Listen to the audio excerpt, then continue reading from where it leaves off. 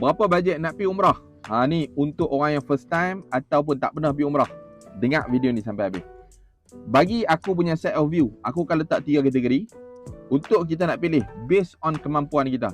Ekonomi, yang sederhana, hotel dekat. Yang ketiga, premium.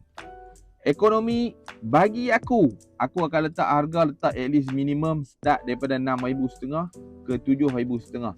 Ni ekonomi yang jalan 300 meter, 200 meter, tapi all in, maksudnya termasuk makan, minum, flight apa semua termasuk dah. Jadi tak payah pening-pening. Jangan cari terlalu murah. Kadang-kadang bila murah sangat, nanti dia akan jadi rusing.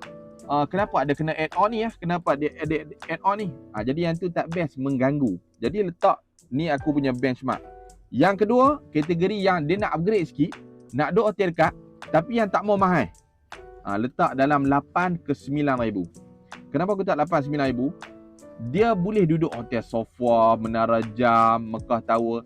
Tapi mungkin di Madinah, dia akan drop sikit. Hotel dia 3 bintang. Jadi, compare lah apple to apple. Jangan kata, oi, Mekah kami duduk 5 bintang awak, Madinah tak 5 bintang. Mekah 5 bintang, Madinah 5 bintang. Hak tu package yang ketiga. Package premium. Package yang sederhana ni biasanya buat cut cost sebab nak bagi orang dapat rasa hotel dekat Mekah. Compare apple to apple. Banyak kali aku ulang ni. Sebab benda ni jadi isu juga. Yang ketiga, kalau ada kemampuan lebih, nak lebih selesa, pi yang premium. Premium ni pi lah senang contoh 10,000 kat atas ataupun belah-belah ribu.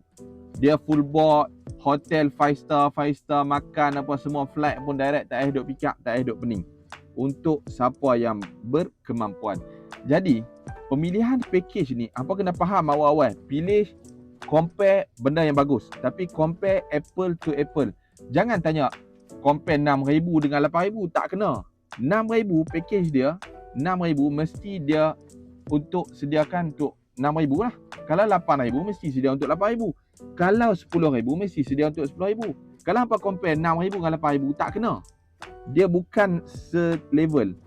Nanti takut, nanti apa dah compare, apa kata mahal, ni murah, pilih yang murah, pergi sana, kena ada add on.